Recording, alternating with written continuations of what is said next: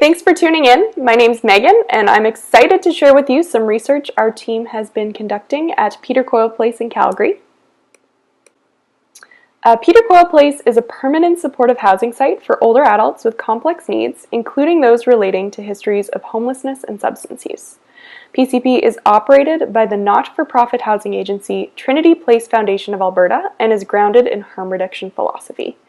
It includes services such as a managed alcohol and managed tobacco program, where staff help to dispense these products on a voluntary basis to residents based on their individual needs and budgets. Laura Nixon has worked as a family physician at PCP for about 12 years, and prior study at PCP highlighted the importance of harm reduction policy and trust building in supportive housing for older people with experiences of homelessness. With 3 years of funding from Health Canada's Substance Use and Addictions program, our current project is expanding and evaluating harm reduction at Peter Coyle Place. We are using community-based participatory action research in full collaboration with residents and staff. We have a large crew of people to thank for their contributions, including the Exchange Community Advisory Group. Just a note that resident members of this group indicated they'd prefer not to include their first or last names in the presentation, so throughout they're referred to simply as the Exchange. To promote increased opportunities for trust and relationship building, Health Canada dollars have been used to hire 5 additional staff over the course of this 3-year pilot. These include a registered nurse specializing in harm reduction and addiction mental health, a peer support worker with relevant lived expertise, and a recreation team consisting of a rec therapist and 2 mental health and recreation support workers. So these are the aims of the CBPAR study. Peter Coyle Place is an established and dynamic community whose members, meaning residents and staff, are actively engaged in shaping the intervention and the research associated with it.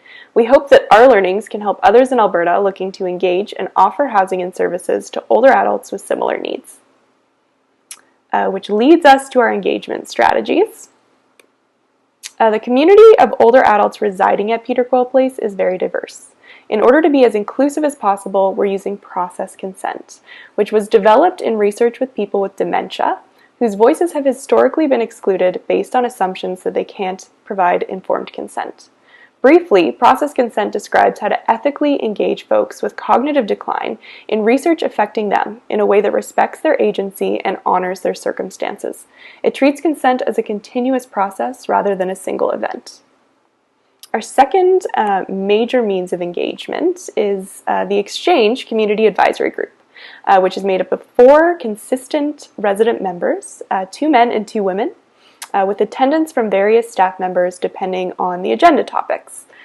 We've been meeting monthly since December 2019 with a brief COVID hiatus in the spring, and the group was designed to provide real-time guidance about implementation of new programming at Peter Coyle. Essential to CBPAR research is working together with community to determine outputs that they value.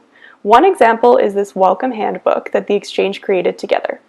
This document was requested by resident members who suggested it would help new residents get oriented to life at PCP while reminding older residents of the programs and services available to them. Committing to and completing this output together was a really important step in establishing trust between the research team and resident members. Here are 2 resident exchange members explaining what we've accomplished through meeting as a group and creating the Welcome to PCP booklet together.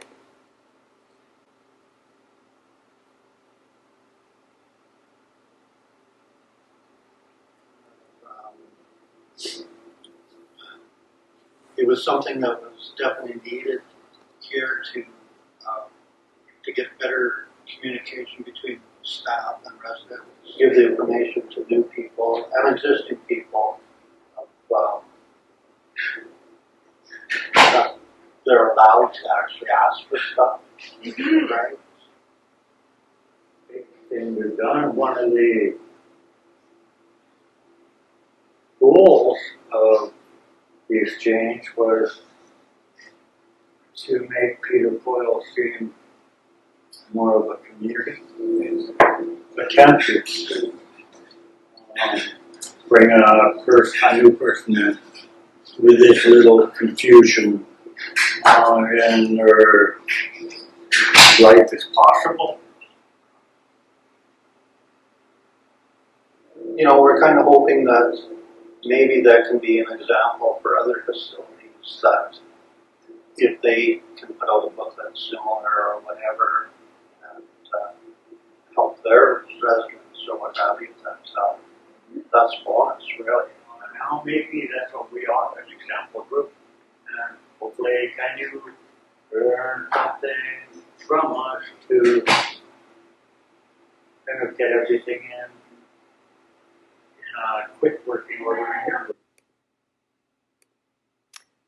So this has certainly been a learning process, and the following slide highlights one of the challenges we've encountered thus far, which is navigating group and power dynamics.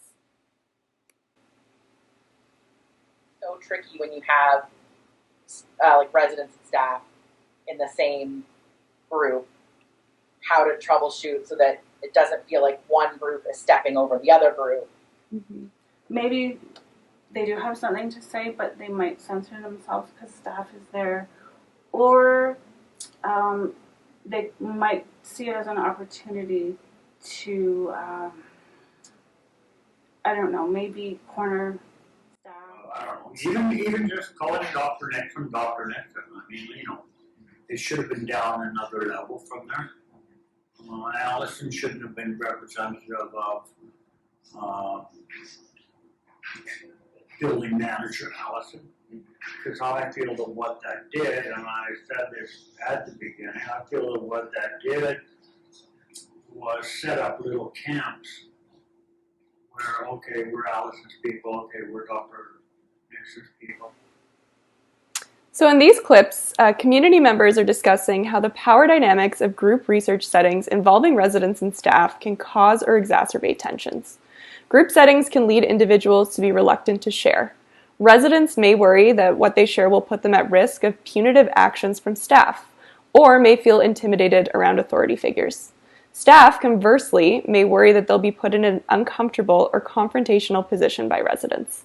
This can lead to the perception that rather than sharing common goals, we're in separate camps of competing interests. In response to this, we've spent a lot of time considering how to establish environments where community members feel safe, comfortable, and empowered to share their voices. We found that creating opportunities to share in both group and one-on-one settings with the research team has been helpful.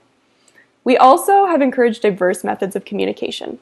For example, we provide notebooks and pens at our advisory group meetings to invite those who are more comfortable writing their ideas down to share with us in this way. We've tried to make it so that everyone feels they have a way to share their thoughts and experiences, even if they aren't comfortable vocalizing these thoughts to the group. Being flexible and creative have been our best strategies. It takes time to pick up on group dynamics and to address them, but taking the time to consider everyone's comfort level and communication styles leads to more thorough and relevant findings. And that's demonstrated in this quote from one of our resident exchange members. By respecting her communication style and preference for one-on-one follow-up conversations, we've learned a ton. So to close, I'll let some of the community members at Peter Coyle talk about the benefits of CBPAR research.